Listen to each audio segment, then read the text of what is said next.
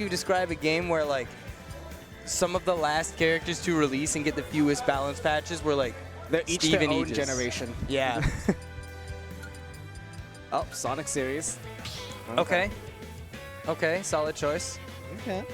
Okay, so we're winners round 3 right now. So I believe the winner of this will have to play another set, and they're going to be in top 8. Okay. If they were to do that. If I'm reading the bracket right. Nice. Unless I'm not. Hold up. Unless I'm reading it wrong. There's a chance. He could be reading it right, or he could be reading it wrong. I am reading it. Oh, wait, no, I am. Okay, because, okay, we're getting the green Incineroar. This guy's a genius. What makes it, they're both green. I see. They're both green. Green gang. We are in Washington. That's true. The Evergreen State. But unlike that, I don't think this game is going to last forever because we're going to get right into it. And this matchup is like traditionally Game & Watch favored because you have like the juggle sequences and stuff. And then like you can up B most of the stuff on shield minus that command grab. That's going to be a constant threat to think about. Yep. We're just going to have to see how like Jonas is going to maneuver around and play this neutral, because if you do get your big hits, Mr. Game & Watch is very, very light. You're able to get stuff like down tilts can still hit the up B and things like that on like Leche. So it just all depends on like how like you find these openings. And Raw's side B call is a good way to knock on the door. Yeah, that's one way to open it up, but you're going to need a little bit more than that up against a player of Snickeldorf's caliber. This guy is kind of nasty at the video game, as it turns out. So just throwing out a lot of options here. One of the big things is that Game & Watch can just throw things out so quickly. That up smash, that F tilt, everything he can do is so fast, and it's really hard for Jonas to even get in. Yeah, there's a lot of like set play stuff that comes up with like the chef and like things like the bomb drops, and then like jumping there, like being safe on shield is like crazy in these kind of matchups. Where like, even if you're a character that has like a really good like energy shield, let's say like Incineroar, like it being like too slow, it's like really, really tough. Okay, but we have Mr. Game & Watch going for the classic up-down setup. Yep. We go up and we go down. We go up and we go down, as it says. It's the classic. Yeah, Jonas is doing running some laps in the corner. Ooh, okay. Sour hits. How do we get back? Ooh, a little bit of a whip. Oh, makes it back with the help of the air dodge. Yeah. That's the classic. You stand at a roll distance with the F tilt. If someone rolls, you hit them with the F tilt. If they neutral get up and run towards you, it can also hit them. That's been going on since I think we both picked it up from Mystery Soul. Hard call out. I think you're not going to release that jab. I'm going to get my 22%. And 166% rage Incineroar, 2 more neutral interactions. The chance Game & Watch might just blow up. Yeah, this character is not particularly heavy, so it's very possible. Rage in effect. If Revenge happens to come online, this could get very scary for Snickeldorf very quickly. Yeah. You know, the good thing for Snickeldorf is like if Joe just, okay, that's an okay, there we go. Up air is like a very common move to potentially get revenge, but it's a very like low power move because it's a multi-hit. So like the revenge in multiply is not as high as it would be with like a sand move like a bomb or like a smash attack. Oh, but this is going to be a big opener, landing fair. Okay, converts. Oh, I heard an up B come out. Do we still have a jump? Oh, we're going back up. Back into the sky, up B burned again. This is the hard part. Did just burn the jump, but does get back to stage. Up B forces you back up into the sky, but somehow manages to find a side B in the midst of all of that. Now it's just a matter of getting back in on this one. Ooh, okay, charging the up smash. Demanding if you're going to try to jump at me or run at me, there's a chance I might just release this. Jonas has to play this very, very patiently, try to wait for an option with end lag that Game & Watch seems to not have too often, or just get a hard call out on like an approach option. But Jonas is very confident in waiting and gets that side B on the up smash. And then just to grab that one out, and I mean he'll get back, and he won't get back. He won't get back. I lied. Everyone gets that cash one time. You get that ledge trump, and that rising up beef is going to be able to arm it through. But Snickeldorf able to catch, has the awareness to catch the landing with that fair and doing the end leg. Last stock game, both sides. I think like the big thing's going to depend on who gets the first hit, and Snickeldorf is going to get a huge conversion from this, potentially up air ladders. Oh no, we can't. We really can't let that up B.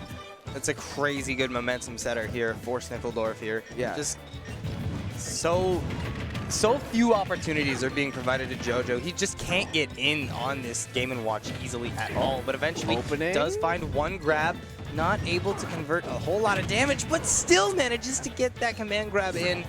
So now we're looking at a little bit more likely for JoJo, but still a long way to go. Oh, okay. Oh my God. 2 more side Bs. Okay. We're in. Oh, hard call out. What a ledge slip. Like a ledge slip, immediate double jump fair, I believe is what I just saw there. That was really good. Yeah, that put in the perfect space to hit that fair. Wow, okay, good. JoJo cashing out 2 of the options, cashed out the ledge trump back air, and cashed out that fair at the end to catch the watch of slipping. Because when you're in spots like that, you're thinking to yourself, okay, don't get Incineroar side beat. Don't get hit by like a smash attack. Don't get hit by like a dare or something like that. A jump scare fair that catches you like in that spot, so specifically so you die. If you're close, there's a chance you might live, or if you're on stage. Very, very like sneaky to weave that in. Yeah. Yeah. You know what? You know what I've noticed about PNW Incineroar players? They love swapping ults. Mystery true. Soul does it a lot. We love those, like switching the colors. He has good ults. No, he does. He has great ults. Oh, we're matching the red now. Matching red, yeah. Oh, hard up P. Now they're angry. Now I'm angry. Okay, it's okay. Side B will still this time, and we're gonna take 50 billion. We're on Final Destination is the switch from Snickeldorf. I like the idea of the stage because you're able to like put like the jungles with no platforms to land on, so you're not gonna be able to like use like sneak your way down as easily. You have to go straight into the ground. Yeah. But JoJoDaHoBo also gets to abuse the fact that there's not many escapes for Snickeldorf as well in this situation, and is able to like chase after him in this like flat neutral. Oh, excellently placed back air, and just like that, I feel like that's the first real like significant stock lead JoJo has had in this whole set. It might vanish here, Yeah, granted. as you say that. Like, listen. I've been out of the game for a little bit. Commentator curses are really easy to trigger when you're washed. No stock lead exists as long as you are still at the ledge against Mr. Game & Watch or in the air. Once you get the hit, you can have it. Yeah, it's gone. All right, now we're back to Smash 4, 2 stocks apiece. Okay, that's going to be a big punish. Bomb into the snare. Okay. Backing it up. Okay, I like what Snickeldorf's doing now. Snickeldorf is just waiting for JoJoDaHoBo to like press a button before landing and trying to hit aggro off of it. JoJo, as you can tell immediately, is now trying to mix some more empty movement with the jumps and things like that to bait, recognizing that if I keep forcing my way into here, I'm going to keep taking percents. Perfectly placed bomb Huge. there, Getster. Yeah, very, very nice. And just like that, any momentum that JoJo had feels like has been stifled pretty effectively at this point. He can't get in super effectively. Eventually, he does get a couple hits here and equalize the damage, but still a full stock down and off stage. Yep. Oh, that fry pan's going to deal a lot of percent, but that up smash call out is going to make it so that you're able to punish that situation, but not enough to get the kill because of how early it is. Trying to escape a little bit too far away from the jab, but we have this. Side B's coming. Yep. Up, we're in jail. Big. Gets out. Okay. This happens. Chef ledge trapping is so insane for Mr. Game & Watch when you have it going against like a character like Incineroar. Ooh. Okay, what's the development? What's the option? Oh, Mr. Game & Watch has such ambiguous get off the ledge options. Yeah. It makes it really hard to like telegraph at times and like if you think something's a neutral get up. But Oh, that should kill. You're gone. Yep, 146 to rage. Okay. Gotta be careful with the smash attacks, but Incin with Rage is one of the demons in this game. If we're able to get something like a fair on to offstage and an offstage side B, there is potential. Ooh. Chef coming out to play once again, but not going to be able to find the edge guard Snickeldorf was looking for here. But it's right back to standard Game & Watch gameplay here, because the moment you go a little bit too aggressive, that's when JoJo can take this stock away and just run away with a 2-0 that, honestly, if he manages to snag a 2-0 here, it would almost feel like he kind of stole that away from you. Nah, JoJo is playing a really good job of playing like back right now and just waiting for these opportunities. There's no way. Like we're hitting like getting these extra 2 or 3 hits. Oh, you're dead. A little bit too much of a rush, but yeah, barely not enough to survive. But yeah, like, it's like a lot of people in those kind of situations try to keep forcing their way and go, if I chain 3 attacks, hit like a fair, and then I like read they're gonna jump or something, hit another one, and then I hit a side B, I win the game. Jonas is like, okay, I have 4 minutes on the clock. I forgot exactly how much it was. I'm assuming it's something like that. It's somewhere in that neighborhood. Why should I not use all the time when I can to get those 3 hits over a long period of time if the next hit's going to kill me potentially from the Game & Watch kind of thing? Yeah. Like, Jonas is clawing the way back, but like barely not able to make it. That back air is, like sends you at a really, like, sets you at a really fast, like far set angle. But when you're at a high percent like that, like it also just like murders you with the center stage. Oh, are we on blue ults now? We are. Yep. We're going the full cycle. Yep. RGB. Okay, what stage did we end up on though? Oh, PS2. Okay. The PlayStation 2. Okay, this is JoJo's counter pick right now. We have a slightly bigger stage, so maybe you'll be able to like trying to like make it so Mr. Game & Watch has a harder time getting you to the ledge from like carrying you from center. Ooh. I find that interesting. I think if you're playing a character like Toon Link, it makes a little bit of sense because, you know, you're a little faster, you're able to more quickly cover the ground there, but especially on the ground, when you're playing Incineroar, you have such little speed to work with here. I feel like you're just giving Snickeldorf another tool to work with. Yeah, you're giving Snickeldorf space for the stage kind of thing, but the trade-off is like, a big thing that's been coming up in this matchup is JoJo's has been trying to avoid the ledge as much as possible, like even taking like 50% to like trying to escape from a juggle kind of thing. Yeah. And if you make the stage bigger, it's like harder for them to like get you to the ledge directly because it's just more space. But that was a good call out by JoJo's to take that stock.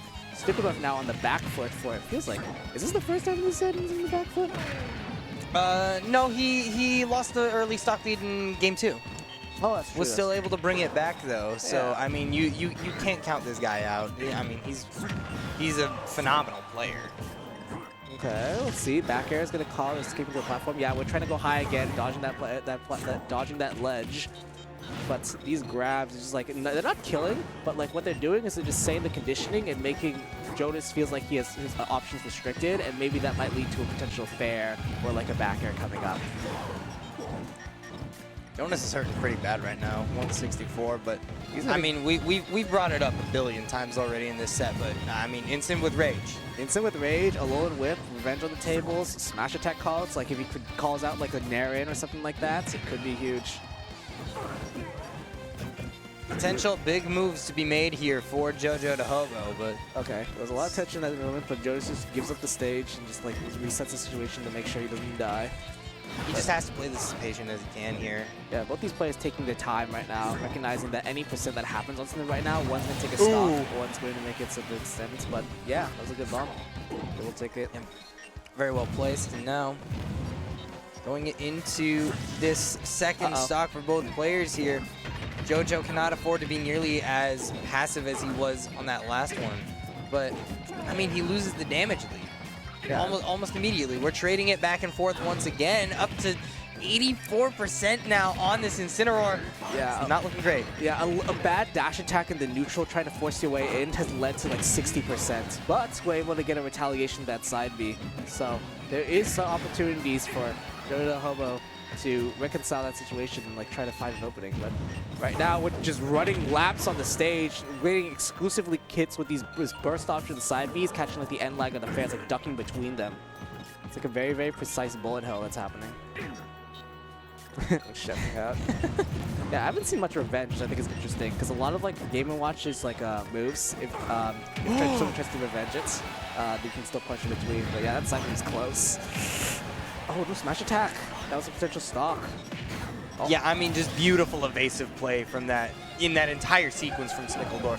Spot dodge to avoid the side B, just making sure that nothing JoJo throws out can fully connect. And just like that, takes the stock lead potentially for the last time in this set. This is really funny how the chef works in neutral, because think about Incineroar as a run speed and how he has to like jump at you. So if you stand under a platform and do this chef, how does Incineroar contest it immediately? Think about it. You can't jump through ferret as well. You have to just kind of like respect it, or like maybe you can like sneak away if you get like a really, really cheeky roll if you time it through the food. But like it's tough because Game & Watch can just immediate up B on that. Yep. So like this feels like troll gameplay. Like it is a little troll, but there are like caveats in the light for like why it's so hard for Instant to get in the spots and take this bacon. No, it's real. It is very real gameplay for sure. So. Ooh, okay. We got away from that situation. Oh, big grab! Catching the startup of that Nair. It's going to find that up throw. Okay. We have a game on our hands, okay? Let's see what's happening. 66 and building now. Bacon. Ooh, couple up airs. Big damage chains. That last Snickeldorf up there. On the verge of taking this in a 2-1 set. That very well could have been a 2-0, by the way, that first game. Yo, we got 2 minutes and 18 seconds on the clock. I think JoJo is going to spend some time thinking about the best way to find some damage. You need like 3 or 4 hits, I think. Oh my god. I Can't think too hard, though. If you think too hard for too long, then eventually Snickeldorf is going to find one of these super quick options and end the game on the spot. Yeah, so, just the Game Watch using the non-beat nice. on the up smash right now, but it's so tough to break the defensive Game Watch with a stock lead, especially when Game Watch isn't in kill percent because there's not as much fear from the Game Watch. But that's a big opening. Fresh side B is going to be 25%. 123 on JoJo right now, and it's only getting worse for him by the second. He's got to be able to find a way back in here, and he's doing a really solid job. He manages to get back down to earth. Okay. Evasion. It's the name of the game. A full minute has passed right now. Since previously mentioned, we're at a minute 24. Punish. Oh, doesn't get the last hit, so it's not going to send horizontal. Big nair to break the bomb. If that bomb detonated, it was going to be curtains for JoJo. Punish potential. Ooh. Oh, revenge. Revenge. Okay, that's on the. What do you do with this? No, didn't go for a punish. There was an opportunity on the whiff grab. Oh, that's it. Yeah. Snickeldorf takes it 2-1. Very solid stuff. Yeah. I think a big thing to note in like a spot like that is like people will say like Snickeldorf is just like kind of like trolling with like the chef thing, but like Snickeldorf have a lot of composure. Yeah. So like during that entire time, just be okay. I have a game plan here, and like I'm like up 100% or something like that. So I'm just going to like do this thing, and then eventually you're gonna either get impatient, or I'm gonna rack up enough percent, or it's gonna go to timeout. So there's like 3 potential win conditions. Right.